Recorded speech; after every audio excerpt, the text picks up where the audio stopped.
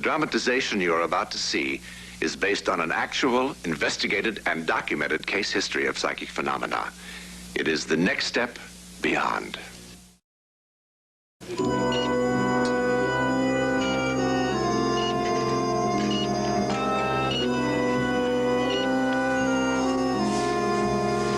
perfectly routine appendectomy.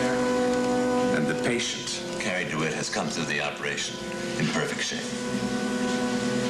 However, Doctor, we have an arrest. Crash cart.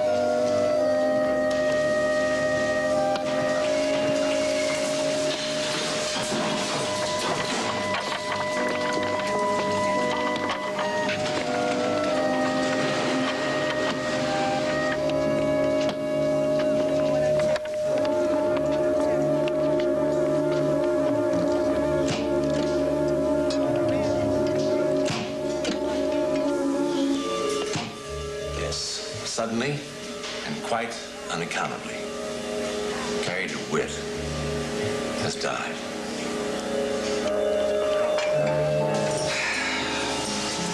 So we're gonna close. Doctor, we have a heartbeat. It's alive.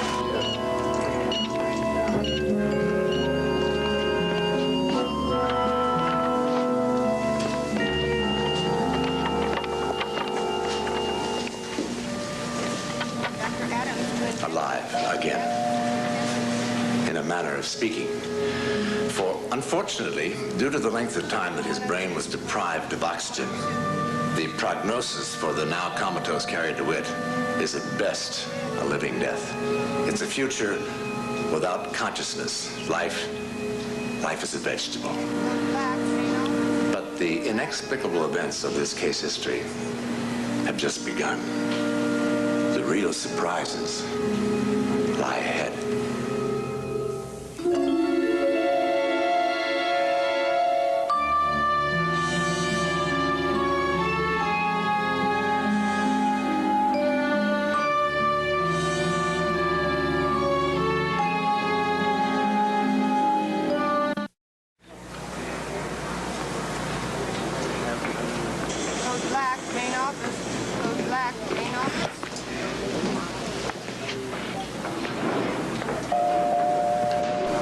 Change.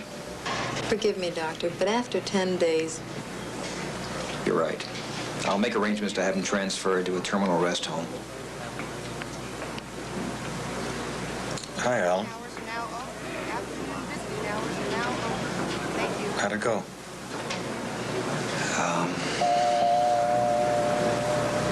Something wrong?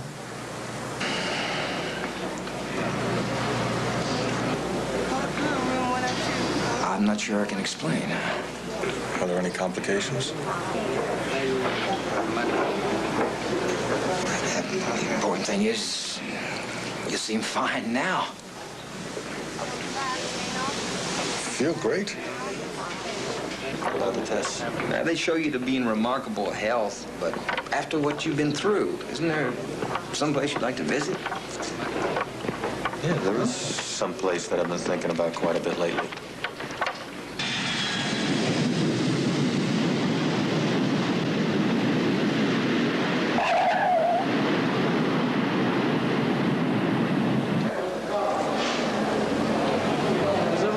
Monsieur DeWitt pendant 3 semaines pour qu'il vienne chercher ses bagages. D'accord.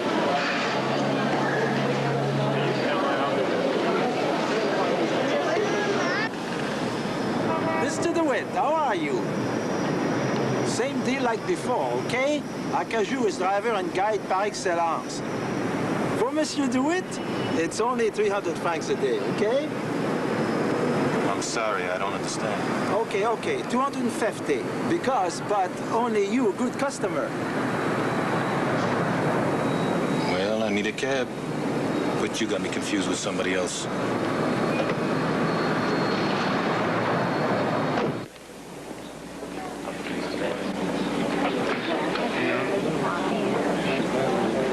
Hello? I have a reservation. Monsieur DeWitt, bonjour. One way received your reservation, we wondered if it was the same. I mean, you left so suddenly without bothering. No. There's been a mistake. I have never been on this island before, okay? Perhaps it was someone else. Whatever you say, sir. Okay.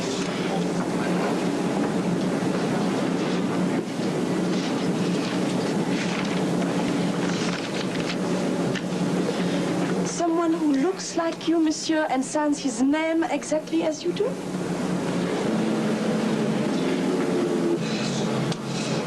Let me see the date. January the 4th. You checked in on the 4th and remained until... You see, on January the 4th, I was in a hospital bed in Milwaukee. Of course, monsieur. No. You see, this could be serious. You see.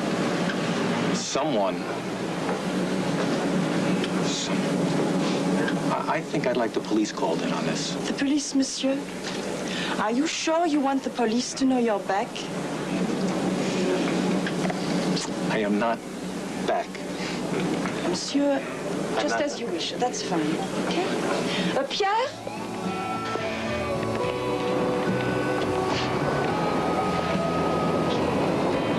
The usual.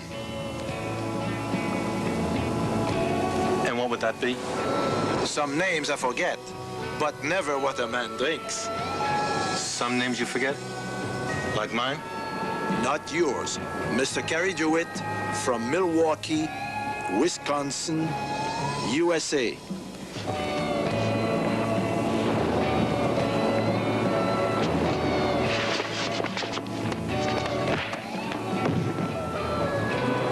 You're a slow learner, Dewitt. If you're not out on an explain, I'll finish job.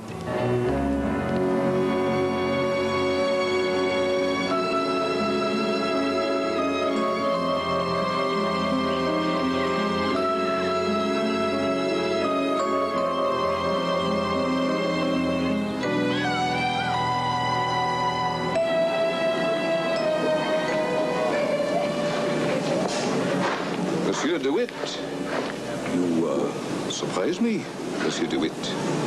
Who are you? So, you don't remember me either, eh? I'm sorry. Very well, if you insist. Police Sergeant Renard, at your service. Perhaps you can be of some help to me. Perhaps we can help each other, n'est-ce pas? But first things first. Are you prepared to settle the rather large hotel bill you ran up on your last visit, or not? Hotel bill? Still playing your game, eh? Look, I'm a reasonable man, but I don't like being taken advantage of.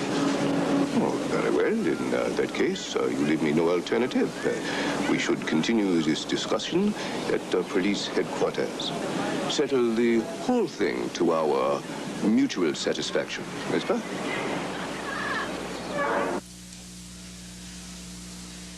Voilà. Monsieur, look for yourself.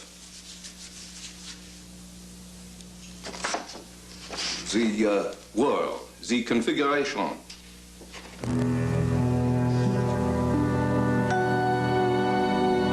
The same. Indeed.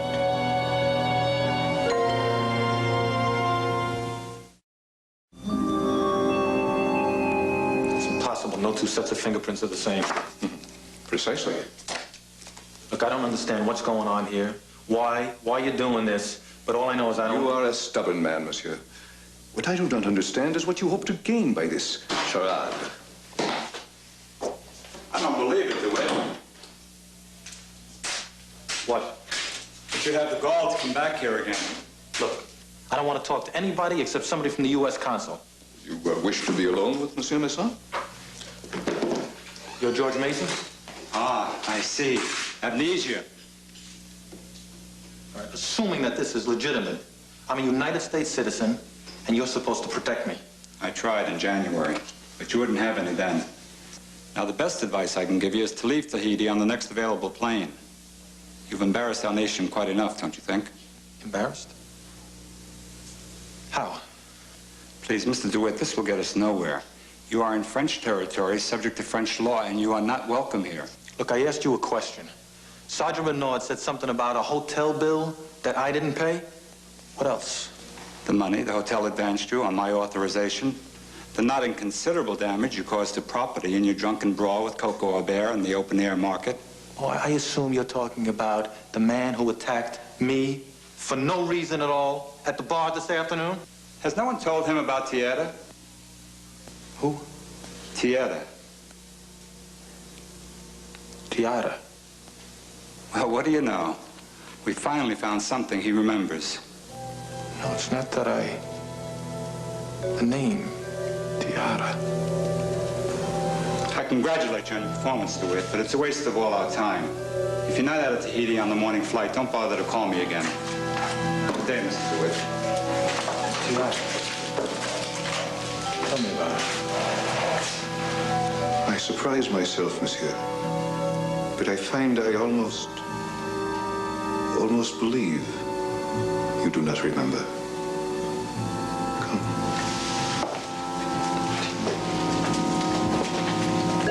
Tell me, monsieur, is it really amnesia? Who is she? Tia? Is the sister of Coco, of course. Monsieur, if you are prepared to make full restitution. Tierra Aubert. Tell me, what about her? If you really do not remember. No. There are some things it is better not to know. Come, monsieur. I will drive you back to your hotel. You can make whatever arrangements you wish. Look, I'll pay you whatever it is you say that I owe. Only don't leave me like this. I have to know. Please, Sergeant. Very well. The Auberts are one of the island's oldest and proudest families. When you arrived here last January, Tiara was engaged to be married to the son of the Chancellor. It was to be a union of two great families. But what does that have to do with anything? Well, evidently, it was not the love match everyone had assumed. For when she met you... Are you telling me we were lovers? Oh, it was a great scandal. The wedding plans were forgotten. The family finally accepting what they knew to be inevitable. And then you... I what? Disappeared. Vanished. Leaving her to bear the heartbreak and the shame alone. And is that what this is all supposed to be about? Not quite. She became a recluse, refusing to be consoled by anyone or anything.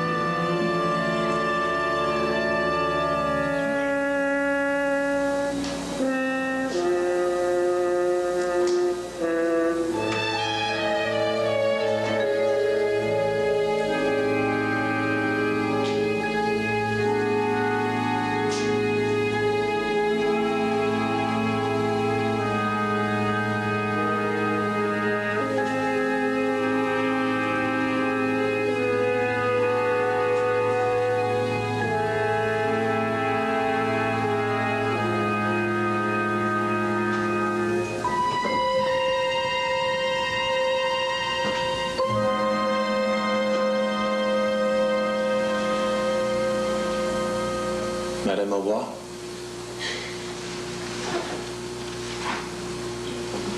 I didn't know.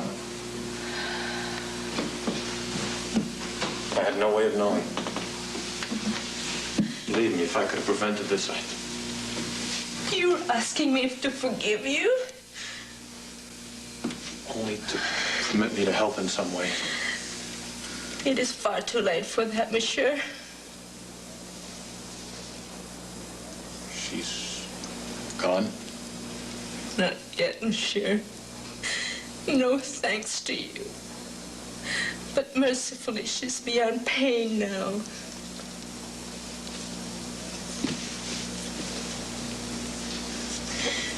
May I see her?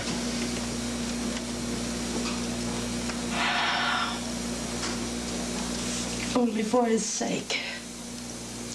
She seems to be waiting.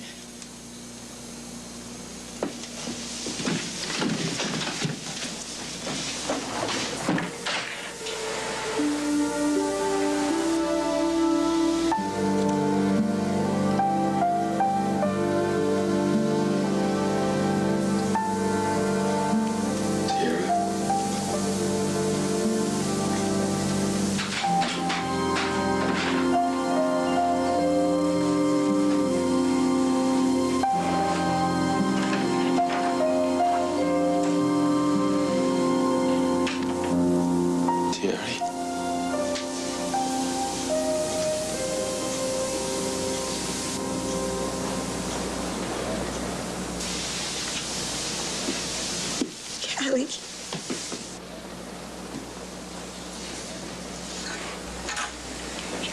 Come back. I knew you would. Can you forgive me? Can't explain how I left or why I left. I don't know. I have no memory of ever even being here.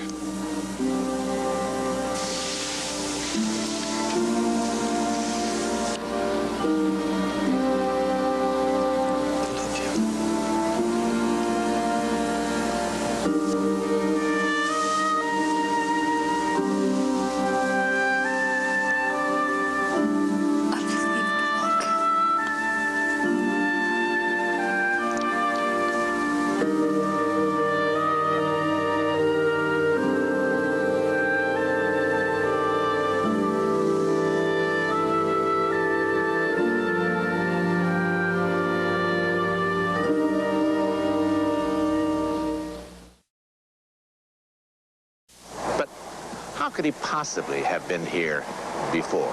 And in a coma, in a hospital bed, 6,000 miles away, at one and the same time. The scientists, whose specialty is psychic phenomena, call it teleportation. And the particular case history upon which this story is based appeared in major newspapers throughout the entire world. But whatever the explanation, the fact is that Tiara Aubert did jump from Tahara Point broken-heartedly and smashed her body on these rocks just a few days before Carrie DeWitt's return. Barely remaining alive, waiting, it seemed, waiting to have one last look at him, one last moment before she mercifully and quietly died that night. This is the locket that Tiara was wearing that night. Probably it's just as well that Carrie DeWitt does not have it.